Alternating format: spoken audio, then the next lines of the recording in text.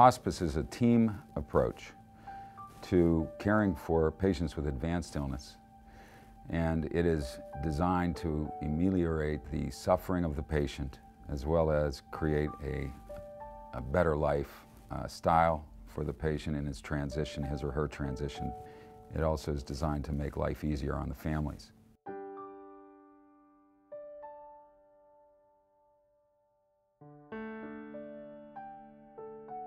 It was a benefit that in 1983 was passed through federal legislation as the Medicare Hospice benefit, but its roots are in the United Kingdom in the 1960s.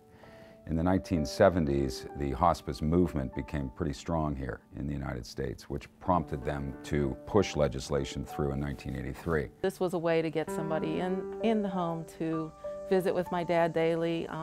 They bathed him, they helped take care of him.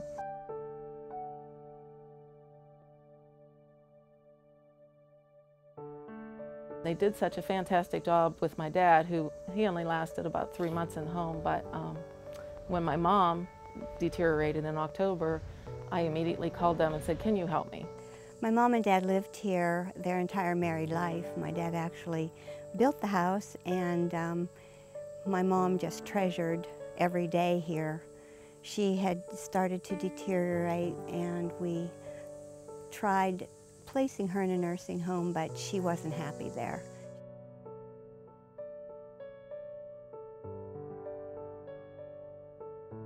She really enjoyed being here. We would bring her out on the porch where she could enjoy watching the birds, and it was more of a nurturing for her, being that she was able to see and hear and enjoy all the things that she really loved. They mentioned the word hospice right away, and I was like, well, he's not to that point yet. And they explained to me that hospice doesn't mean that death is inevitable in a week or 2 weeks or a month.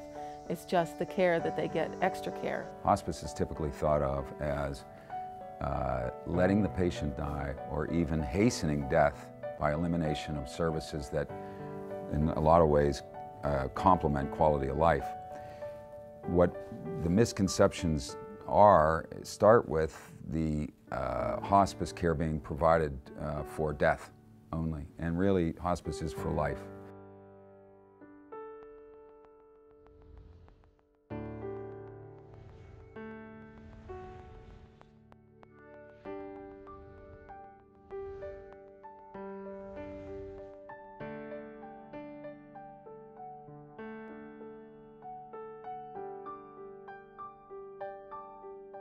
In the medical community, doctors tend to not order hospice until the end is so obvious that they have to accept it. And remember, doctors are trained as a curative and caring of the patient rather than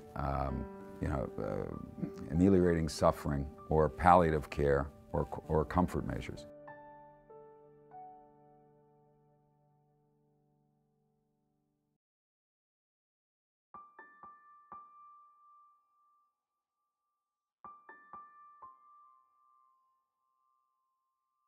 Having hospice really relieved us of a lot of stress. We didn't have to transport her. She was unable to walk, and we didn't have to transport her for doctor's appointments and so on. They provided everything that we needed right here at home. Even her medications being delivered to us was very, very helpful. In addition to that, they allowed us to get out once in a while, which we wouldn't have been able to do without hospice care. We actually had a pastor who came. I had a counselor who came to the home, a support staff for me if I needed anything. They had a social worker contact me to see if she could help with the finances. Was there a problem that we needed to get more money? The bereavement services after the fact have been unbelievable.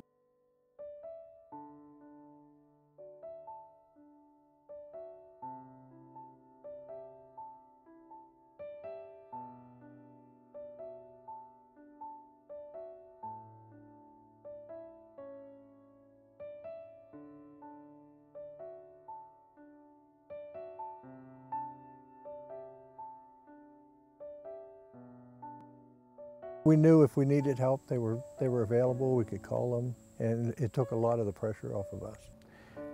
The amount of anxiety, depression, even shortened courses to caregiver mortality under those kind of stressful situations are well documented.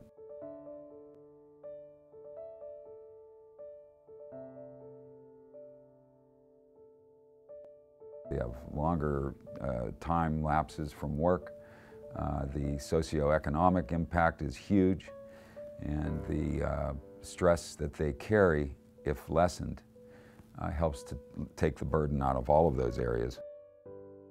They not only comforted my mom, but they comforted me by explaining things to me, telling me what to expect, telling me, reassuring me that she was okay, making me comfortable with what I was doing and how I was doing it, showing me how to care for her. I had never had a opportunity to care for someone who was bedridden, and there I had to care for my mother, of all people. And not that I wouldn't do it again, but it's hard. These people that do this for a living, I can't say enough about how wonderful they are. And they showed me how to turn her and how to change her and how to tend to her while she was in bed, which was a great relief for me. I think one of the things that people don't realize about hospice is they're there for you. It's not just for a few days or a few weeks. It can be months or even years if you really need that service. It's very important people understand they have a choice of hospice companies.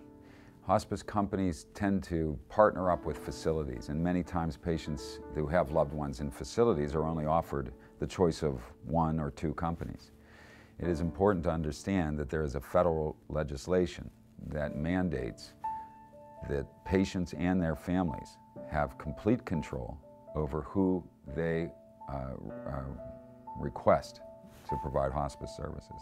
I asked them if they could refer me to AseraCare, because you actually do need a medical doctor's referral, I guess you would call it. Even though that's who you choose, you still have to go through your primary physician in order for the insurance to pay. So it's not a done deal just because you want to go out and pick them. You have to get your doctor's office to approve it too. It gives you that extra time that you can really spend with your loved one and enjoy those last days or weeks or years together. It makes me feel so privileged when I see suffering relieved and the ability for these patients to express their personalities that have been suppressed because of their suffering, because of the feelings of guilt from the burden they know is being placed upon their families.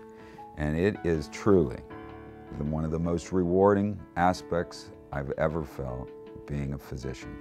When you hear the word hospice, I would say don't let it scare you.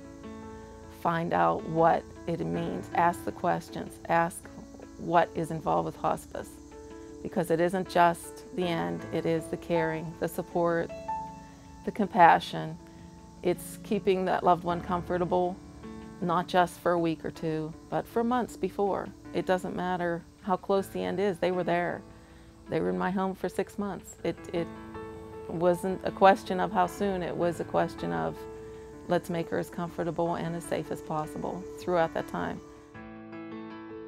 And really, hospice is for life.